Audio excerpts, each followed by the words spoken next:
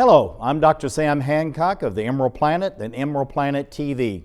We come to you on a week-to-week basis from Washington, D.C. in the United States as we look around the globe in 144 different nations, looking for those 1,000 best practices, the technology, services, and products that are making a difference as we move through the 21st century.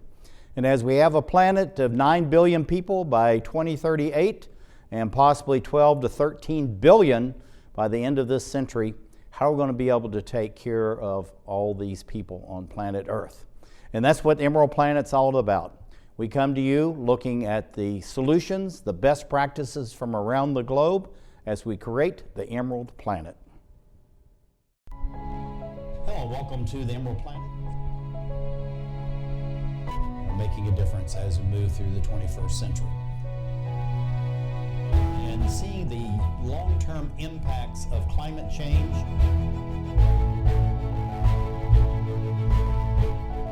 We're glad to have you. Thank you for being with us.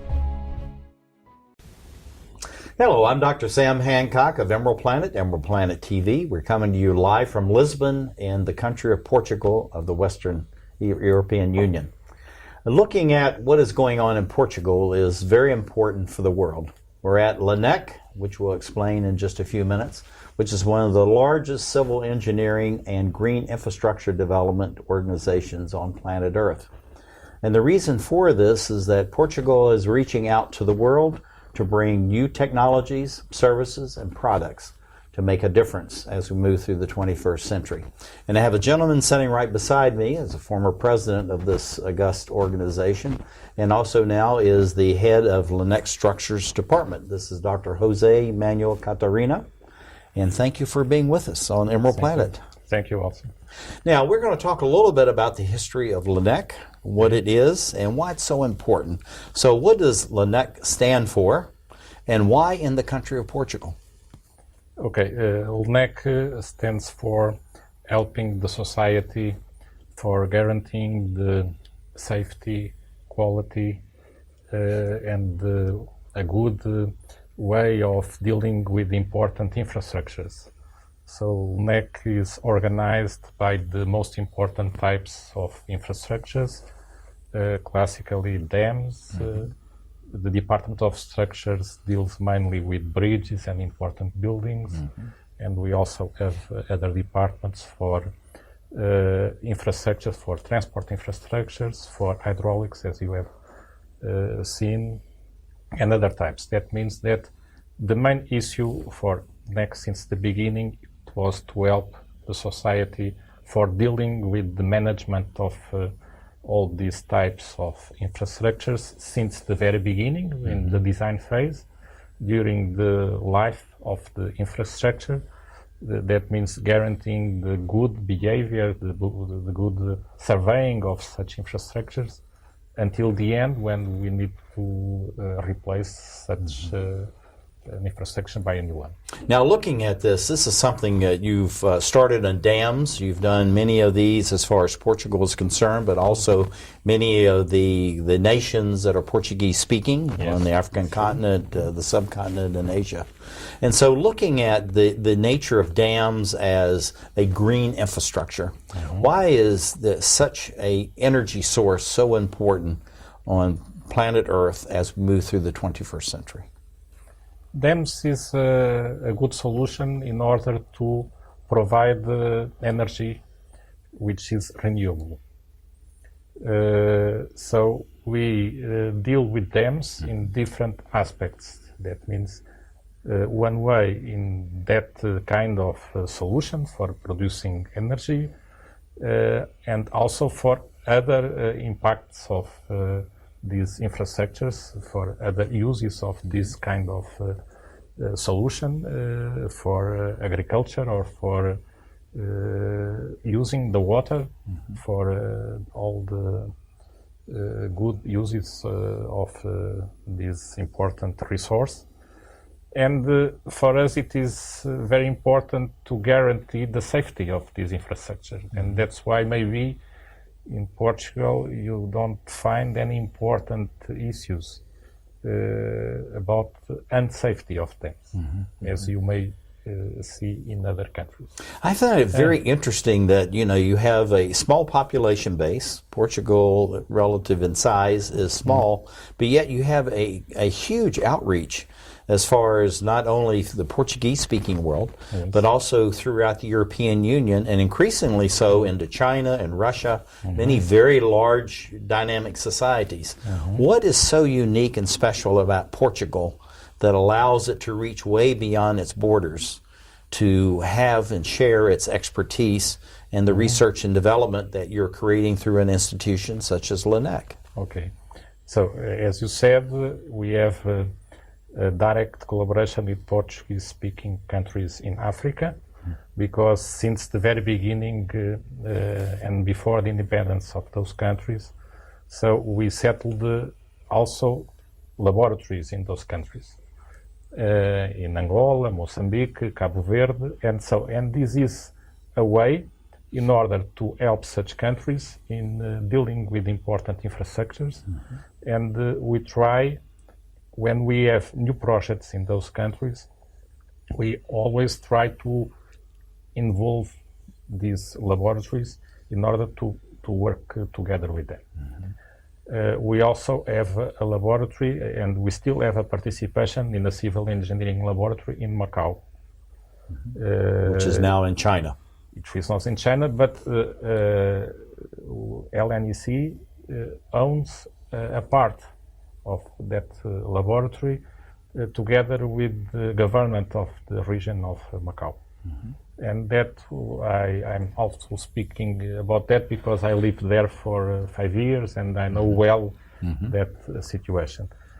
I could say that the Portuguese people in general are very friendly with different types of culture, and they can adapt and then can collaborate with them without, I can say, in the same level, without showing that we are better than them. So we are, in general, able to have a good relationship with the very different types of culture. And that is a part of our blood, so I can say that.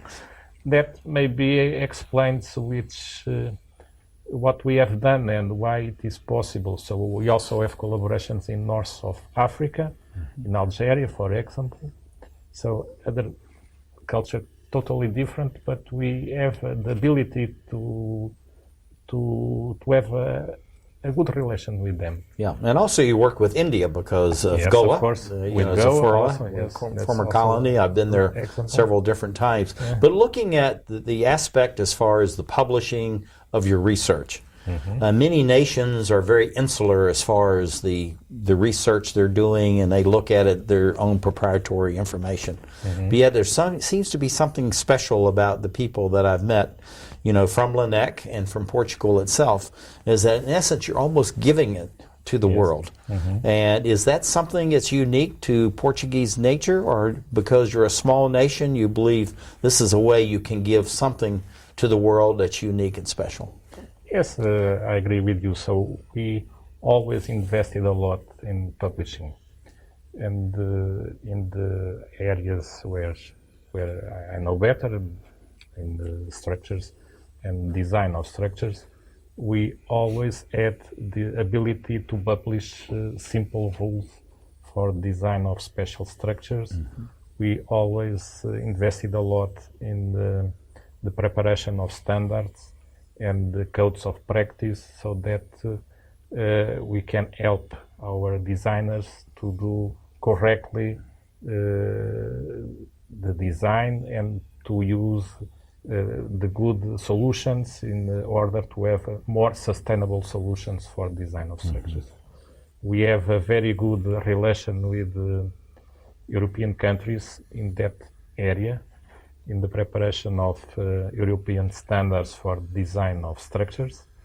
And that is also because we had a former director who was Freire, who was internationally a very good expert in safety of structures. And in considering the safety, not only because we like to be safe, but because safety is also an economical problem we try to have safety in order to reduce the cost, the global cost associated with the life of all the structures. Now, looking at dams, transportation systems, which are roads, ports,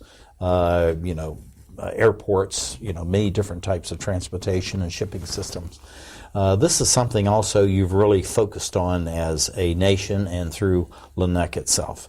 So looking at the standards that you're now talking about, how are you actually aiding and sponsoring new standards as there's more and more urbanization, there's more traffic and demands as far as transportation systems are concerned? How are you working with, because you're doing it beyond just the European Union, you're working with the United States, you're working with the countries, again, going to Russia, China, even South Africa, Brazil. So how are you helping these nations to come to the standards that you're practicing in Portugal? Yes, but in Portugal, as we entered the European Union, and even before that, we work in the frame of the European standards.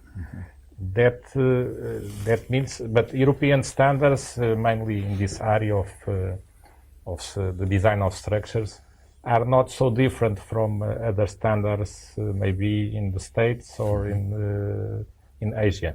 So there is a quite uniform way of dealing with this matter. So engineering is engineering principles, regardless of what country. It's more global. So right. Of course, each country can adapt a little bit to have national rules. So in what concerns safety, so it is accepted that each country can have different safety coefficients. For example, that is a political decision, not only technical. But the frame is the same. And I can say that the frame is very similar in all over the world. When that is more applied to design, that is the choice of solutions, and every day we are introducing rules in all those standards in order to impose the comparison of different solutions in order that we can choose the best ones in terms of sustainability. Yeah. It's not only to design a safe structure, it's to design the best solution for considering all aspects. Catarino, looking at LNEC, what do you see for the growth and expansion of this organization over the next 5, 10, or 15 years? Okay, we have an important issue with the safety for all the south region of Europe concerning the safety against earthquakes. So we have a lot of old structures and we must deal with them because we are afraid of having another earthquake. Yeah, I tell you, this whole thing of earthquakes and the impact is all over the globe. Thank you for being with us. Thank you for being with us on the EmeraldPlanet TV as we look at Lisbon and Portugal and the impact it's having on the natural and the engineered world. Thank you very much.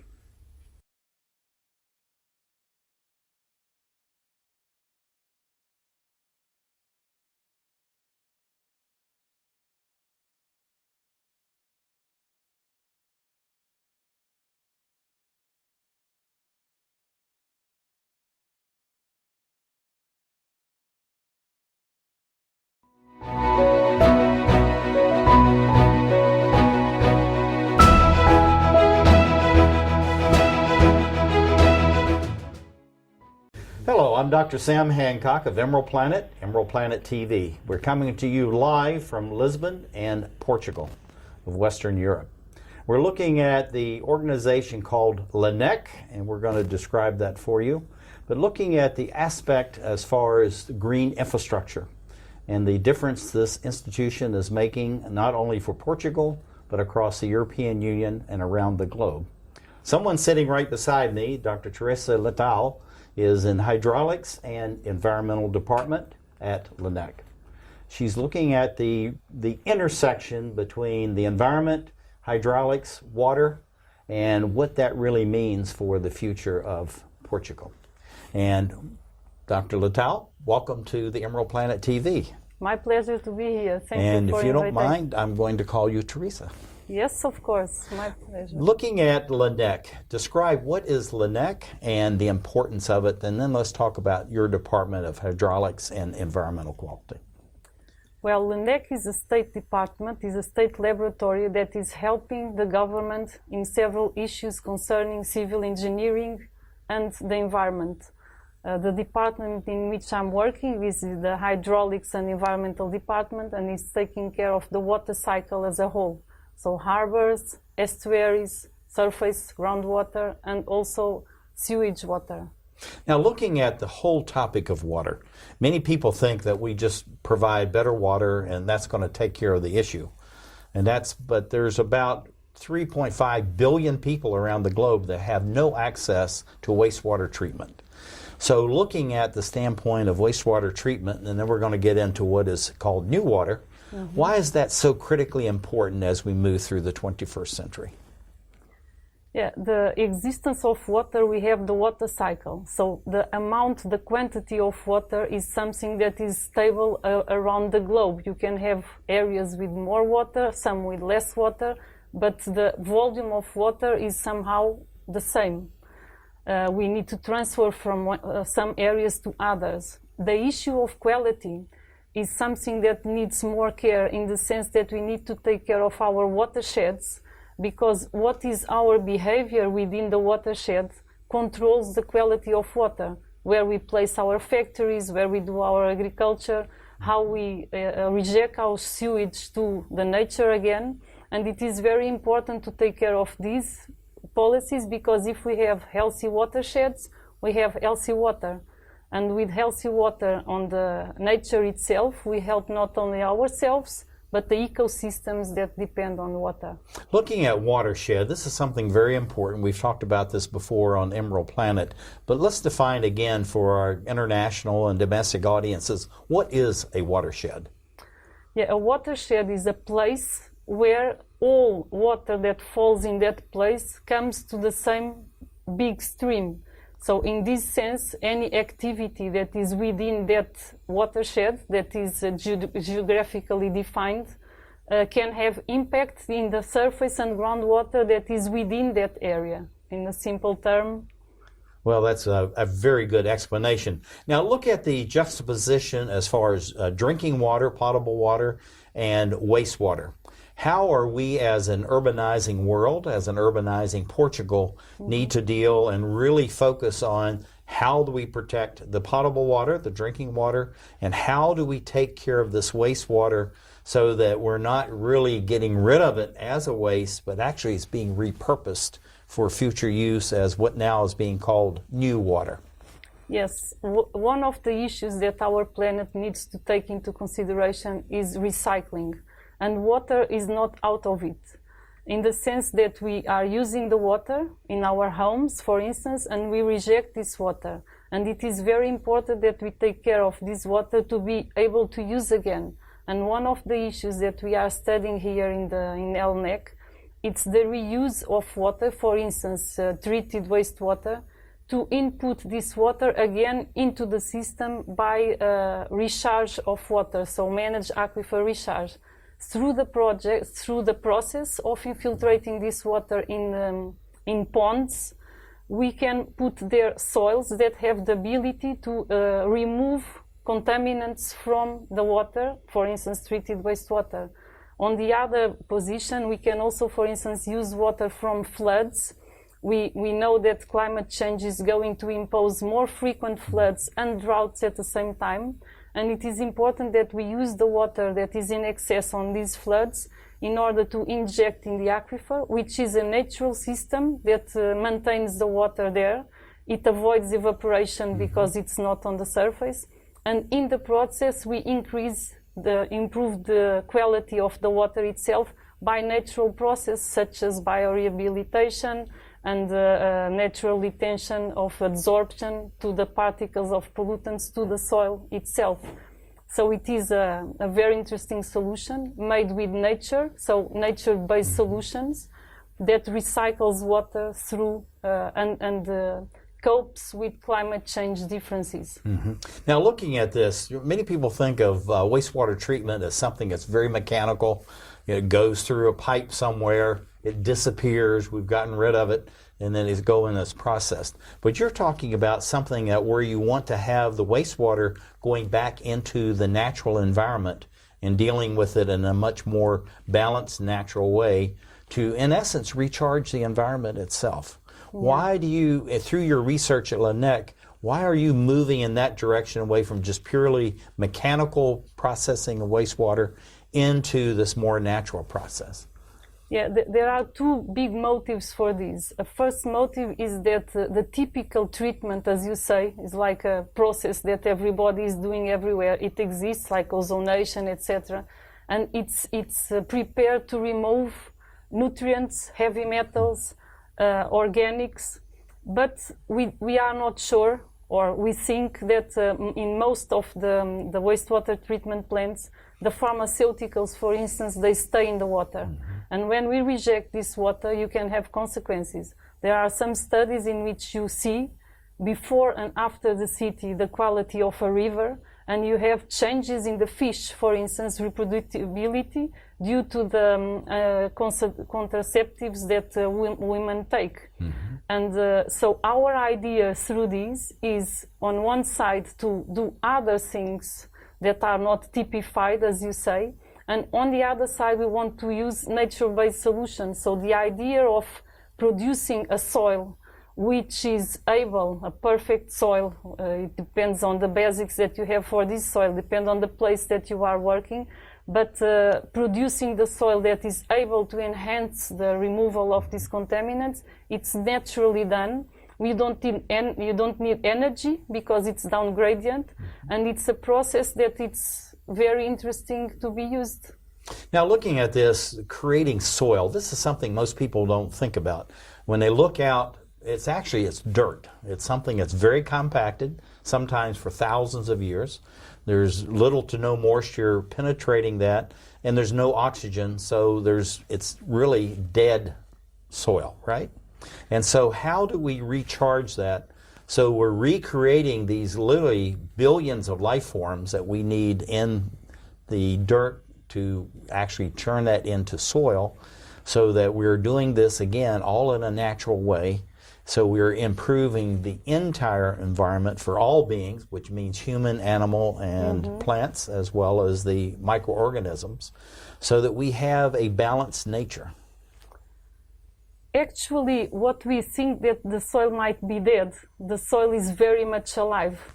We have a very big density of microorganisms in each gram of soil due to the decomposition of leaves, of small animals, etc. And this creates an environment which is very enriching in the sense that the soil, the first layers of the soil, they are really very much able to retain contaminants. Due to the possibility of degradation and adsorption. A lot of metals, a lot of hydrocarbons, they can be retained to this organic part of the soil. The soil, or the geology that is beneath this first layer, which is very rich, has less oxygen, as you're saying, and microorganisms. And what is beautiful about this is that some of the pharmaceuticals, for example, degrade better in aerobic conditions, some in anaerobic conditions, so more or less oxygen. And if you do these ponds that we were talking about of infiltration, if you do them in a sequence, you can remove some pollutants in the first sequence. We play with these conditions of redox and acidity of the soil, etc. And then we go to the second pond in which we remove the other ones. So in reality, we are learning with nature and playing with nature conditions in order to make the perfect system using a nature-based solution, because nature is telling us mostly everything we need to know. Looking at this as far as the urbanization, and we're almost running out of time, but urbanization, where more and more people are going into urban areas, how do we find this soil? How do we find these areas where we can have these ponds? So we're recreating this new water out of the wastewater that we already have to enhance the amount of potable water, drinking water, that's going to be available to more and more urbanized people. This is a very interesting question, and the concept of sponge cities is nowadays on the table more and more. So we need to make our cities more pervious. We need to make them more green to retain oxygen, to reduce the islands of heat during summer.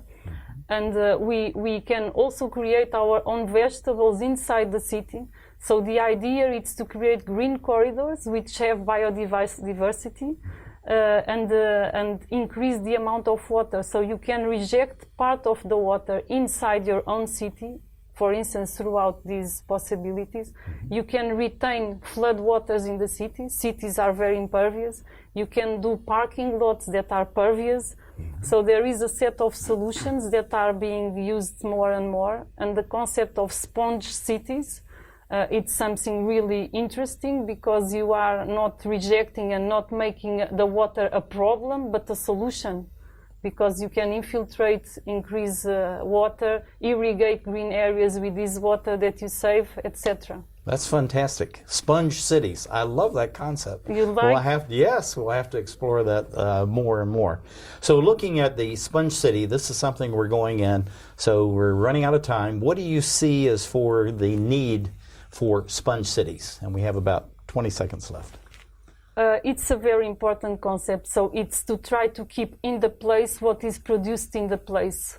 Okay. And that's the main issue. Well, thank you very much. This is Dr. Teresa Leitão. She is in hydrology and environment at LNEC in Lisbon, Portugal. Thank you for being with us as we create the Emerald Planet.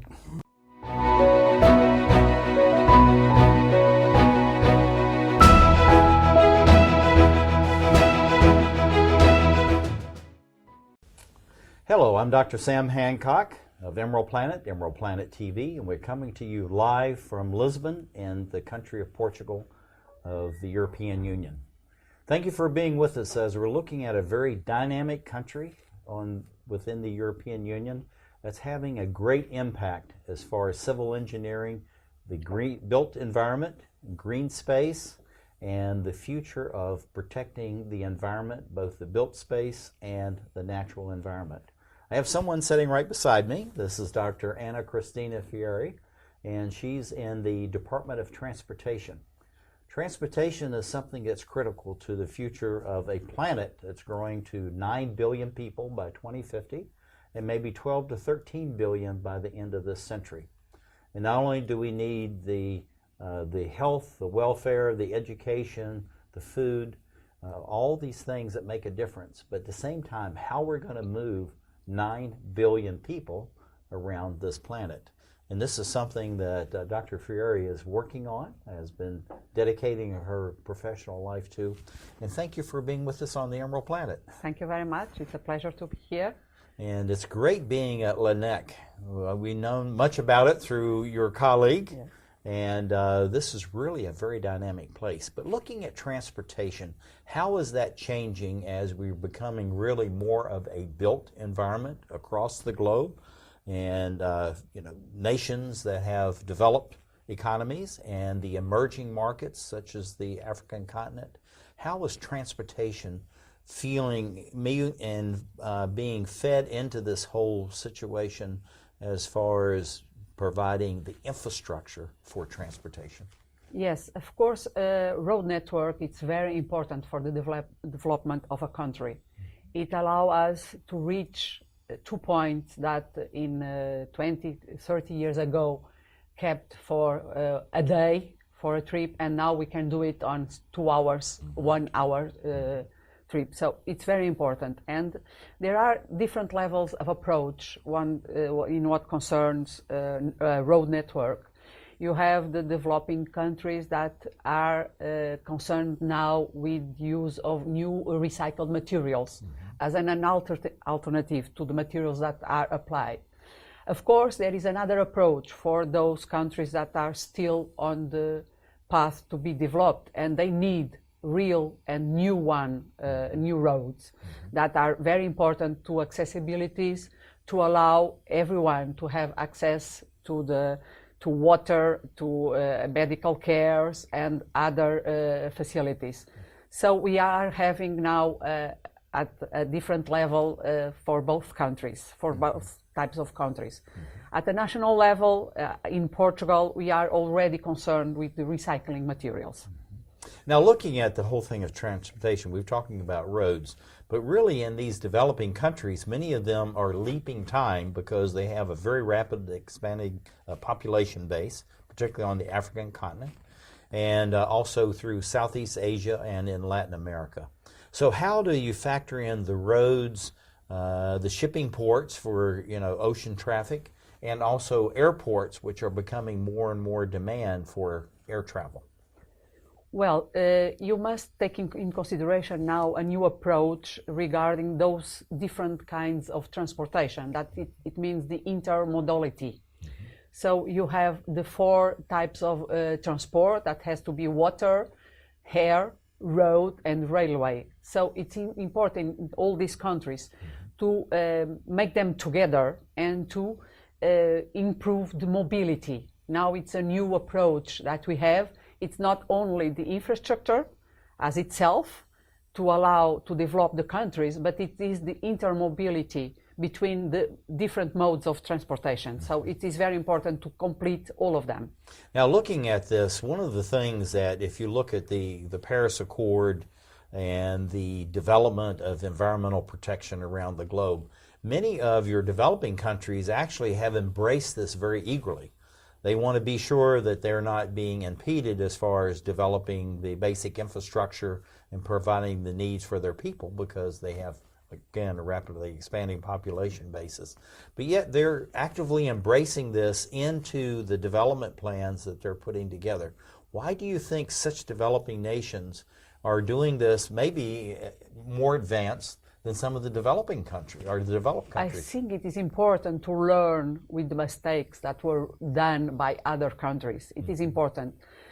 I think our role as being part of a European community or other countries that are at least at another developing level, it's to give information, to give advice, to give technical support to those countries that they can begin or develop their infrastructures, networks on a much better way without doing the same mistakes but perhaps we have done by using raw materials everywhere when we can use recycled materials or not preparing the roads for the development of the countries in what concerns for the traffic solicitations. That's important to do.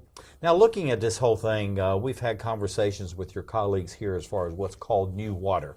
So we're taking used water, it could be gray water, brown water, turning it into purified water. Yes. Because it's going to have to be drunk because we only have a certain amount of that. But you're talking about it's repurposing materials. So in any way, anymore, there's no waste. Everything has to be reused in a new and different approach. So when you're looking at the developing countries, is there any resistance to the fact of we're not just going to use raw materials in the state that we were doing 100, 150 years ago as far as the developed world? Or are they embracing this whole notion of new materials coming out of repurposed natural resources? Well, I think it's still difficult for them to be at that kind of approach. You know, at a European level, the final goal is to have zero landfill. It means that there is zero waste. Zero waste. Right. Zero waste on landfill. So it means that all the material can be recycled several times. So we can apply multi-recycling. We can use it and reuse it and reuse it until the end, until it doesn't exist. So it is very important that goal. But for the developing countries, it's still difficult to to promote that kind of goal. It's still difficult. I think it's a job that we have. I think it could be one of our major purpose for us to bring to them and to give that information that we already have. It's very important. The people I've talked to, and I meet, since I met your colleague about 3 years ago in Astana, and learn more about Portugal. It seems there's a special place for Portugal as far as the world is concerned. It's a smaller nation, smaller population base, yet it seems to reach way beyond its borders as far as what it's doing. The education of its people is very key and important. So how do you see LNEC as an institution and Portugal as a nation going beyond its borders and really contributing more in this area of transportation, and how to rethink of transportation maybe in a very different dynamic way than we've been thinking about over the last 10 to 15, maybe 100 years? Yes, I think LNEC can give its contribution, and it's doing it because as a research institute, we make part of several associations at the European level, and even in other countries, in Europe, in America, in the United States, in Asia, etc.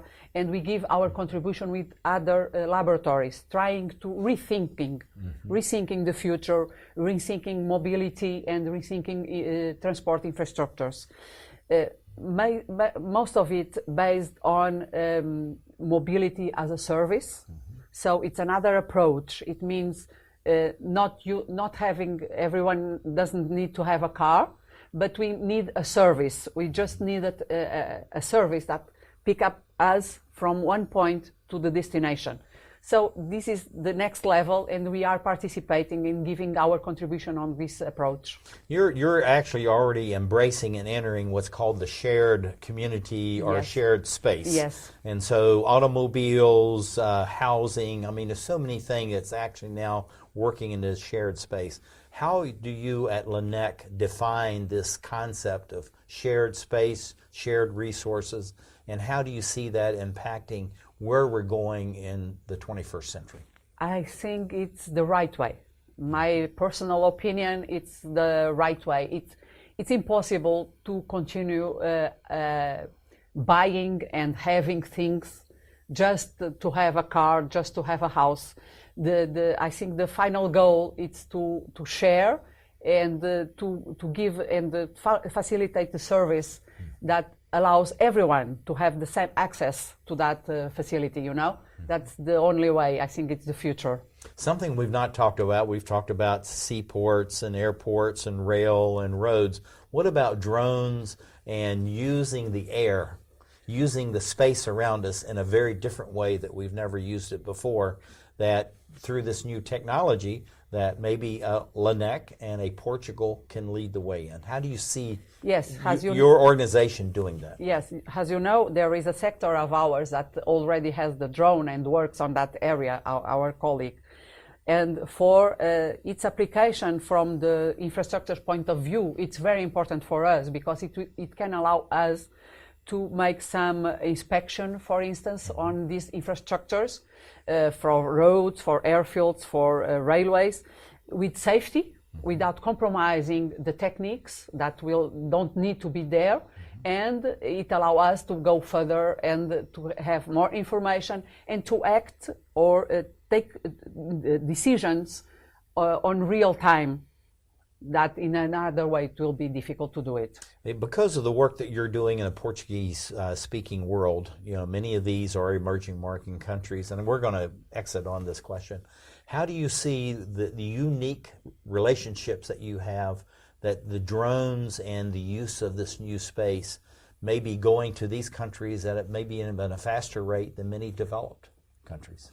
It could be an excellent tool to apply to those countries, because sometimes there are places that are not so accessible, and we can get information and present them information that they don't have, and that could help them to decide for for further works to continue. I think drones can be the future. Transportation is concerned. Also on transportation area, of course. What do you see for yourself over the next 5 or 10 or 15 years? Well, for myself, be quick. I work on the area of recycled materials. I will keep going on trying to transmit the importance of these materials and their use in roads and airfields. Yeah, thank you very much for being with us. Thank you very much. We create the Emerald Planet.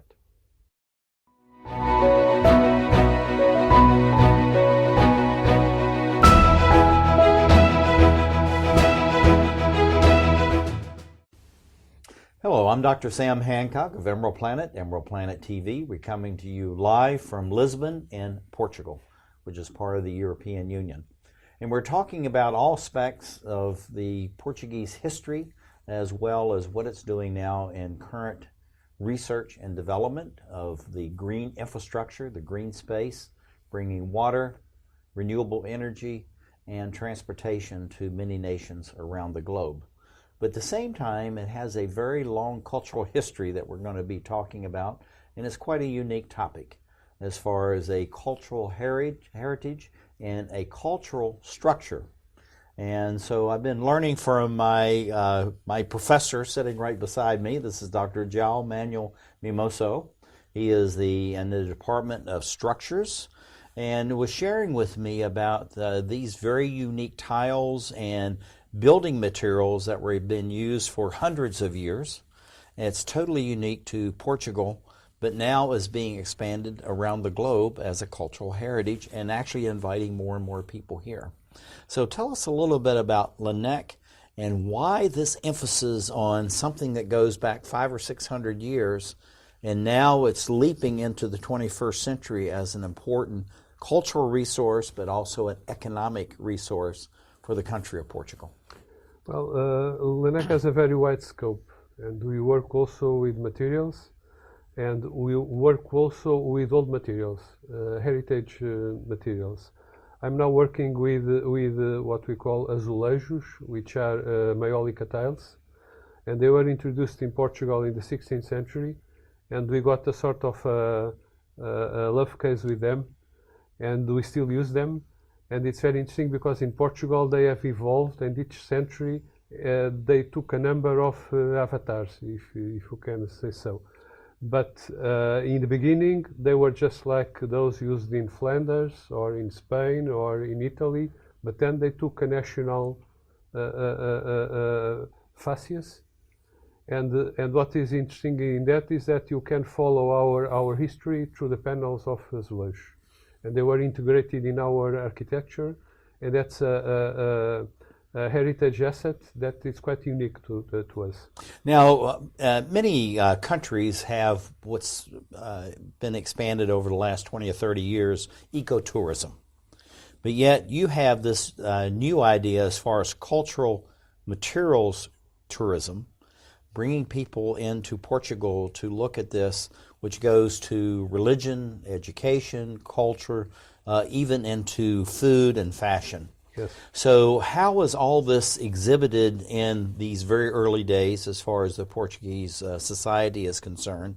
And then how are you actually taking this as in a sense, a new technology into the 21st century to introduce Portugal to the world? Well, in the first times they were there just because people had a fancy for them. They were easy to decorate churches, and nowadays they are still conserved. And we understand that because they are unique, it's a source of economic development, of clean economic development, if it is used to increase cultural tourism in areas of the country that are little visited, because our tourists usually come to the coast. But when we come to the cultural heritage, the interior is very rich. So if we can show it to them, if they are interested in going there, when they go there to visit, they also eat there, they will sleep there. So it's a clean way, it's a green way, if you want, to develop economically those regions. And by developing them this way, you also cut the way to other ways of development that would be not green. Now, the whole thing about it, I find this absolutely fascinating when you were sharing this information with me, because more and more people are coming and investing in Portugal. Many more people, particularly European Union, are retiring here. So you have real stresses on these urban areas along the coast. Yes. And so there's, almost a pushback from some of the population. We're not being able to afford our own country We're putting stresses as far as water, sanitation, even food supply and all that. But yet, you're saying is that we can now start drawing people away from the coast and have an environmentally sound development by going into these more rural, remote areas. Yes. So looking at these smaller communities, what do they bring to the table as far as development and environmental balance of the nation by having this new emphasis on this new cultural structures? Well, as I said, it is a clean way of development, and that's very, very important. And also, it is known that towns or villages that have monumental heritage, that have a heritage, they are more pacific, and they are a more pleasant place where to live. But very often the populations themselves are not aware of their heritage. So part of the work is telling them, you see, you have this, you have always seen this, but for other people, this is something very new and very interesting, and you should be proud of it. And they are not only proud of what they have, but also of the old technologies they still use. And they get the notion that it is something very unique, very valuable, that they can show to others, and sometimes they can also make a living out of it. Looking at these smaller rural communities, this is something that many people, even looking across the European, they know the major cities, the capital cities, but yet there's thousands of these small communities that have these rural cultural structures, this very deep, rich, old history. So how is LNEC taking this and leveraging this knowledge that you've now discovered yourself through your research, is now being able to share this not only around the European Union, but really around the globe? That will be the next step, and what our former government intended to do, and I presume this one will do the same, is that we were going to ask for the inclusion of Portuguese-styled buildings as in the UNESCO heritage list. And that is a very good way to promote them and to show all the world what they are and their specific interest. So that is the tool we have in mind. Now, looking at this, we're going to show some of these photographs of these cultural sites. What is the uniqueness about this? What is it about the style, the materials, how they were even made that is so different and unique to Portugal? The uniqueness is that they managed to integrate them, for instance, into the insides of churches, and they constructed an environment that you can't find anywhere else, because you are there, and the church is all gold and blue are the tiles, and the tiles show, for instance, the walls are turned into a garden where you see people. They are players they don't move, but they are there, and you feel like you can cross the wall and meet them in the garden where they are. So it's a totally new environment. It's something most people never saw, and it's really worth seeing. Now, people around the globe that watch the EmeraldPlanet TV, how do you think they should be looking at these unique tiles, these heritage sites, and how for themselves to become more engaged in this, to learn about what is unique here that they maybe can never see in any other place on the planet? Well, they should do the same I did in the United States. They should rent a car and run through the country, go to the interior, to small places.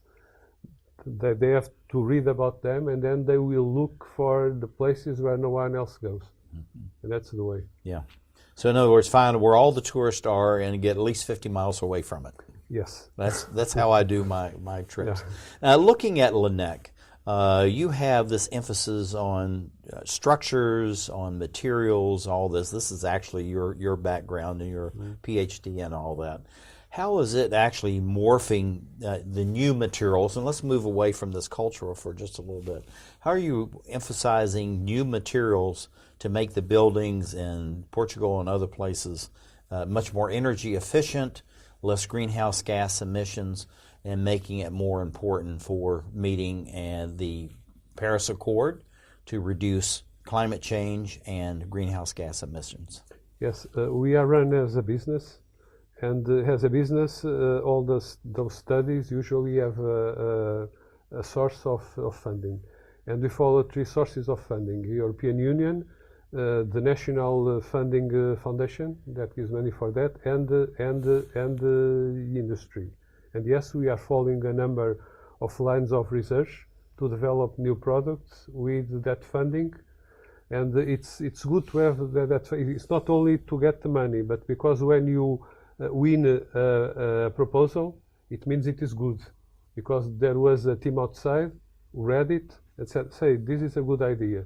We should fund this." Mm-hmm. So we are very eager to do research on that basis, because it has been screened and we know it will be valuable. Running out of time. Every time we get together, we run out of time. But looking at this, moving beyond the cultural materials and the cultural structures, you're working now more and more to bring new materials for addressing climate change, energy efficiency, reducing of greenhouse gases. What do you see for the growth and development of LNEC over the next 5, 10, or 15 years in order to address this new need for more energy efficiency, but also at the same time to protect the environment? Well, what we do is that we make proposals about studies that have to be done, and they are screened externally, so that when they are accepted, we know they should be. It's a good idea. It can bring good results, because we are not, if I may say, looking at our own belly. We are putting the idea externally, and they will see if it is good or not. And it pertains to materials themselves, to finishings also, and in the case of cultural heritage, to green restoration. Thank you very much. And thank you for being with us as we come to you from Lisbon and Portugal as we create the Emerald Planet.